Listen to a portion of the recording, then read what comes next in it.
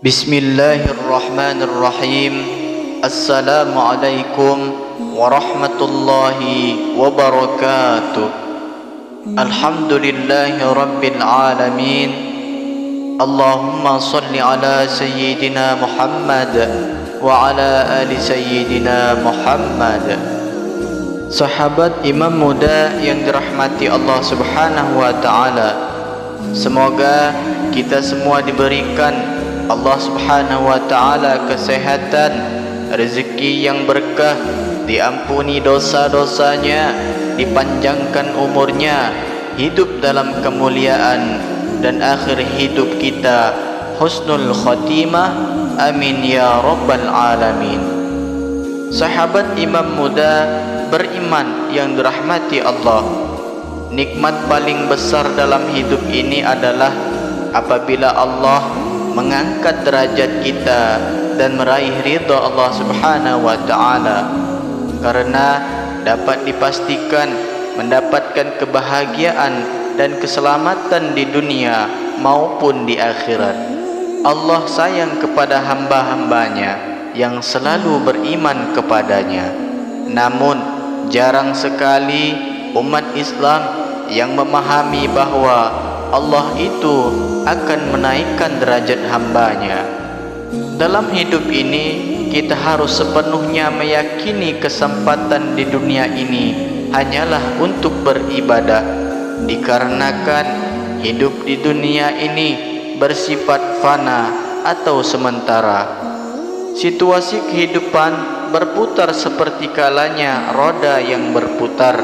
Ada kalanya kita berada di atas yang serba ada dan berkecukupan, tetapi ada kalanya juga kita berada di bawah yang tidak memiliki apa-apa, namun cukup untuk kita. Dengan situasi inilah Allah memilih orang-orang untuk dinaikkan derajatnya karena perjuangannya dan kesungguhan yang kita lakukan membuat kita dicintainya, dinaikkan derajatnya oleh Allah Subhanahu wa taala, membuat kita itu akan berada di dekatnya dan masuk ke dalam golongan orang-orang yang dicintainya. Hal ini menghasilkan ketenangan, kedamaian, ketentraman, dan kebahagiaan di dunia maupun di akhirat yang digenggam oleh kita. Lalu apa saja tanda Allah akan menaikkan derajat seseorang?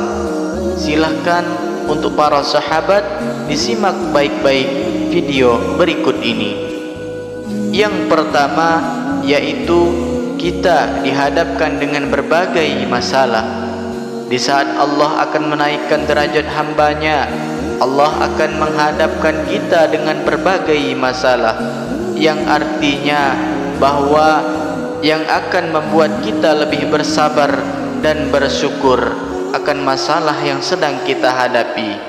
Allah itu akan memberikan kesulitan kepada hambanya, tidak melebihi batas kemampuan hambanya. Dijelaskan di dalam Al-Quran surah Al-Baqarah ayat 286 yang artinya Allah tidak membebani seseorang melainkan sesuatu dengan kesanggupannya. Ia mendapatkan pahala dari kebaikan yang diusahakannya, dan ia mendapatkan siksa dari kejahatan yang dikerjakannya. Mereka berdoa, "Ya Allah, ya Rabb kami, janganlah Engkau menghukum kami jika kami lupa atau kami bersalah. Ya Allah, ya Tuhan kami, janganlah Engkau bebankan kepada kami beban yang berat sebagaimana Engkau bebankan kepada orang-orang sebelum kami. Ya Allah, ya Tuhan kami, janganlah Engkau pikirkan kepada kami apa yang tak sanggup kami memikulnya. Berilah maaf kami, ampunilah kami, dan rahmatilah kami. Engkaulah penolong kami, maka tolonglah kami terhadap kaum yang kafir dan orang-orang zalim." Dari ayat tersebut kita tahu bahwa batas kemampuan setiap orang itu berbeda-beda dalam menghadapi ujian yang diberikan Allah Subhanahu wa taala. Namun ayat ini menjadi reminder untuk kita agar kita memiliki beban hidup yang berat dan berada di situasi terpuruk sekalipun, kita harus senantiasa berserah diri kepada Allah yang selalu memberikan kita kekuatan yang luar biasa. Kemudian selalu bersabar dan bersyukur dengan apa yang kita jalani, karena Allah sedang mengangkat derajat hambanya. Yang kedua adalah tanda Allah menaikkan derajat seseorang, yaitu dihadapkannya kita dengan orang-orang yang tidak menyukai kita. Pada fase ini kita diuji kembali dengan orang-orang yang tidak menyukai kita, hingga kita seakan-akan berada di titik paling lemah, di mana kita sedang berusaha menjadi seseorang yang lebih baik lagi dari sebelumnya. Pasti banyak sekali orang-orang yang akan menzalimi kita hingga melukai kita. Ini adalah ujian yang sangat berat, dikarenakan kita juga hidup berdampingan dengan banyak orang.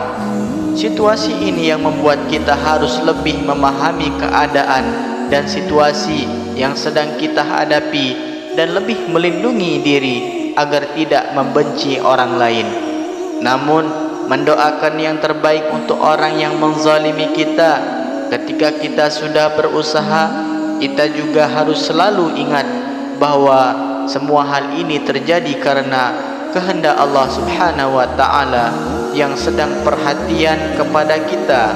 Dikarenakan Allah menjauhkan kita dari orang-orang yang tidak baik bagi kehidupan kita, maka dari itu kita harus selalu bersabar dan selalu meminta perlindungan kepada Allah yang Maha Pelindung. Yang ketiga adalah cara Allah menaikkan derajat kita, yaitu mengalami kesedihan yang tiada henti. Ketika kita mengalami kesedihan, situasi yang memiliki banyak masalah yang bertubi-tubi membuat kita sedih yang berkepanjangan. Masalah yang kita alami, baik itu masalah besar maupun masalah yang kecil, hal inilah yang merupakan membuat Allah Subhanahu wa taala menyayangi hambanya. Tetapi kita jangan putus asa pada pertolongan Allah. Allah juga selalu berada bersama kita dalam keadaan sedih sekalipun. Allah memberikan kenikmatan yang begitu besar ketika kita berhasil melewati ujian kehidupan. Hikmah dari kesusahan dan penderitaan itu adalah Allah lagi sayang sama kita. Maknanya di balik setiap kesusahan pasti akan ada hikmah yang akan didapatkan sabar. Kunci dari datangnya pertolongan Allah Subhanahu wa taala menjelaskan di dalam Al-Qur'an surah At-Taubah ayat 40, la tahzan innallaha ma'ana, yang artinya janganlah engkau bersedih, sesungguhnya Allah bersama kita. Ujian yang sangat berat dikarenakan kita juga hidup berdampingan dengan banyak orang. Kalimat ini bertujuan untuk menghibur dan mengingatkan hambanya bahwa Allah tidak pernah membiarkan seorang hambanya berada di dalam kesedihan dan kepedihan. Allah Subhanahu wa ta'ala tidak akan memberikan ujian kepada hambanya melainkan sesuai dengan kemampuannya.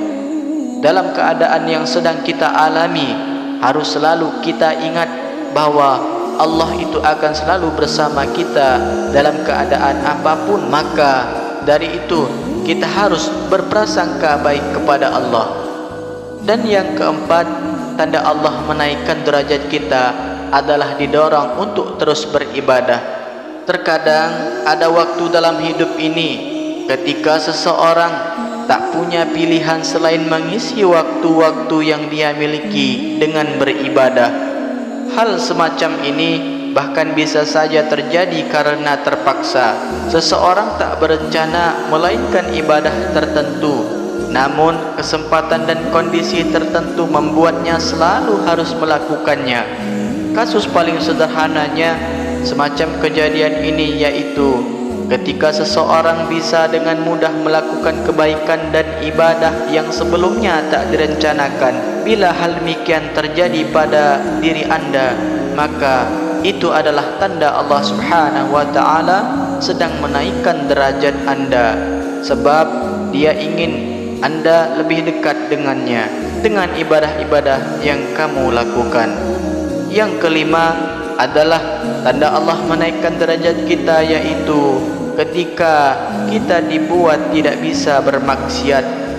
Kesulitan untuk bermaksiat yang dilatar belakangi oleh berbagai alasan juga merupakan tanda Allah Subhanahu wa ta'ala sedang menaikkan derajat seseorang. Bagaimana tidak bila seseorang mengakui mencintainya dan dia pun mencintai orang itu, maka kemaksiatanlah hal kotor yang sangat jauh dari kehidupan orang itu. Kasus yang sederhana dari tanda ini adalah ketika seseorang terus-menerus gagal melakukan kemaksiatan atau dosa meskipun sebelumnya telah direncanakan dengan baik. Bila hal ini terjadi padamu, jangan lengah, teruslah bersungguh-sungguh beribadah kepada Allah Subhanahu wa ta'ala, sebab Dia sedang menaikkan derajat anda. Doa serta harapan saya, semoga kita semua bisa menjadi orang-orang yang mendapatkan derajat yang tinggi di sisi Allah Subhanahu wa ta'ala. Amin ya rabbal alamin. Demikianlah yang bisa kami sampaikan.